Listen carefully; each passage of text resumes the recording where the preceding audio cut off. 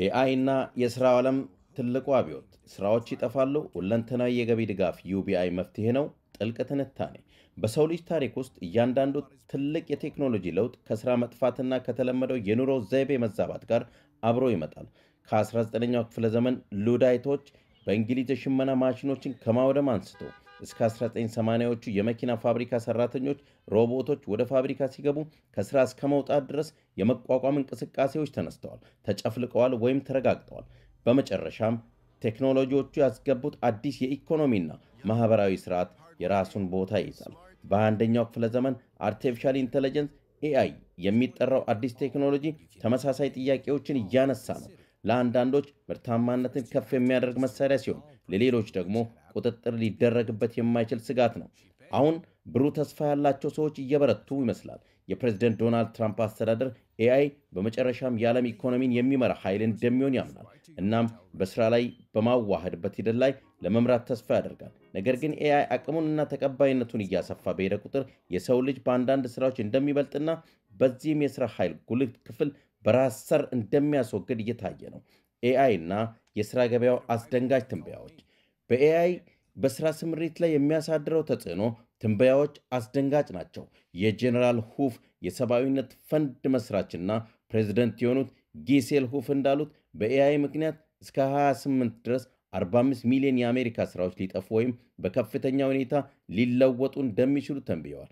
የማኔጅመንት አማካሪው ግዙፉ ማኪንዚ ደግሞ በ10 ዓመቱ መጨረሻ 30 በመቶ የሚሆኑ የአሜሪካ ስራዎች በራስ ሰር እንደሚሰሩ ይተነብያል። ታዲያ ማን ነው በብዛት የሚነካው? ባለሙያዎች የተለያዩ ምላሾችን ይሰጣሉ።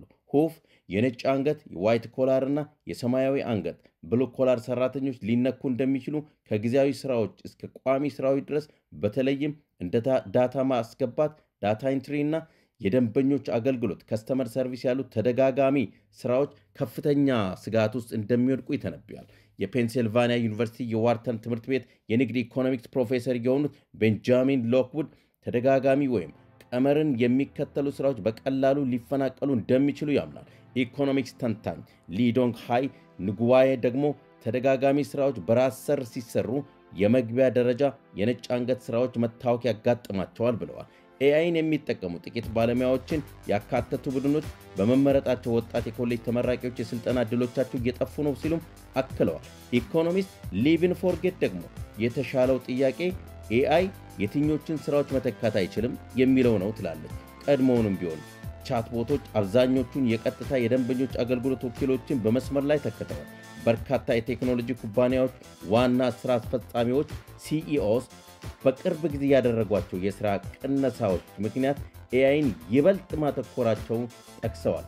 ምንም እንኳን ኤአይ በየትኞቹ ሥራዎች ላይ ምን ያክል ተጽዕኖ እንደሚያሳድር የሚገምቱ አሃዞች ቢለያዩም የጋራ ስምምነቱ ግን ተጽዕኖ ቀላል የማይሆንና ማመቻቸትን የሚጠይቅ መሆን ነው። ዩቢአይ አርቲፊሻል ኢንተለጀንስ ለሚመጣው የኢኮኖሚ ቀውስ መፍትሄ ይህን ፈተና ለመጋፈጥና ኤአይ ሊያስከትለው የሚችለውን የኢኮኖሚ ቀውስ ለመቋቋም አንዳንድ ባለሙያዎች ብቸኛው አስተማማኝ መፍትሄ ለረጅም ጊዜ እንደ አክራሪ ሐሳብ ሲታይ የነበረው ሁለንተናዊ የገቢ ድጋፍ ዩኒቨርሳል ቤዚክ ኢንካም ዩቢአይ ሊሆን ይችላል ብለው ያምናሉ። የጀነራል ሁፍ የሰብአዊነት ፈንድ መስራች ጊሴል ሁፍ እንዳሉት ልክ የታላቁ የኢኮኖሚ ቀውስ ጊዜ ግሬት ዲፕሬሽን የማህበራዊ ዋስትና ሶሻል ሴኩሪቲን የመሰለ ደፋር ፖሊሲ እንደጠየቀው በኤአይ የሚመጣው መስተጓጉል በዩቢአይ መልክ ለሁሉም ሰው የሚሆን ማህበራዊ ዋስትናን የሚሰጥ እኩል ደፋር ምላሽ ይጠይቃል። የካርኒጌ ሜሎን ዩኒቨርሲቲ የማሽን ትምህርት ረዳት ፕሮፌሰር ኢራን ናይቢ ኤአይ መስፋፋት ዩቢአይን የበለጠ አስፈላጊ ያደርገዋል ብዬ አምናለሁ። ምክንያቱም በአንድ ወቅት የሥራ ኃይል ከፍተኛ ክፍል በራስ ሰር እንደሚሠራ ስለሚያደርግና ከዋናነት መሠረታዊ ፍላጎቶችን ለመሸፈን መንገድ ይሆናል ብለዋል። ሄንሊ ቢዝነስ ትምህርት ቤት የስትራቴጂክ የሰው ኃይል አስተዳደር ፕሮፌሰር ሪታ ፎንቲኛ ኤአይ ተቀባይነት ማግኘት ሥራ አጥነትን ይፈጥራል፣ በተለይም ተደጋጋሚ የእውቀት ሥራዎችን በሚያካትቱ ሥራዎች ላይ ይህ ዩቢአይን የማስቀመጥን አስፈላጊነት ያጎላል ብለዋል። የሥራ መፈናቀልን ከመፍጠር በተጨማሪ ኤአይ የሀብት አለመመጣጠንን የማባባስ ስጋት አለው። ሀብት ኤአይን በሚቆጣጠሩት ወይም በሚጠቀሙት ጥቂት ሰዎች እጅ እንዲሰበሰብ ያደርጋል። የቀሩትን ደግሞ ከዚህ በፊት በሥራ ላይ የነበሩ ሥራ አጥ ሰዎች ወደሚገኙበት ቦታ ይጥላቸዋል። ቴክኖሎጂውን የያዙ ጥቂት ጥሩ ህይወት ይኖራሉ እና ኤአይ በተሻሻሉ ሰራተኞች ለመምራት አሁንም ተቀጥረው የሚሰሩ ጥቂቶች እንዲሁ የተቀረነው ደግሞ ለጥቂት ስራዎች እንፋለማለን ማለት ነው ፎርጌት ተናግረዋል። ይሁን እንጂ ኤአይ በሚያቀርባቸው የኢኮኖሚ ዕድሎች ምክንያት ዩቢአይ ይበልጥ እውን ሊሆን እንደሚችል ፎርቲኛ ያምናሉ። የኤአይ የምርታማነት ጥቅሞች ግልጽ ሲሆኑ ማህበረሰቡ በሁሉም የመሠረታዊ ገቢ ድጋፍ ማህበር ይችላል የሚለው ክርክር የበለጠ አሳማኝ ይሆናል ብላለች። ይህ ክርክር በዩቢአይ ታዋቂ ደጋፊዎች ዘንድ ቀርቧል። ለምሳሌ በ2020 የአንዱን ያንግ የፕሬዝዳንት ዘመቻው ዋና ሐሳብ ኤአይ በሥራ ኃይል ላይ የማይጠገን ውድመት እንደሚያስከትልና ይህ ችግር በከፊል በአዲስ የቴክኖሎጂ ግብሮች እና በመንግሥት ቅልጥፍናዎች የሚሸፈን ወርሃዊ $1000 የነፃነት ድጎማ ፍሪደም ዲቪደንድ ሊፈታ እንደሚችል ነበር። ዩቢአይ እውን ይሆናል?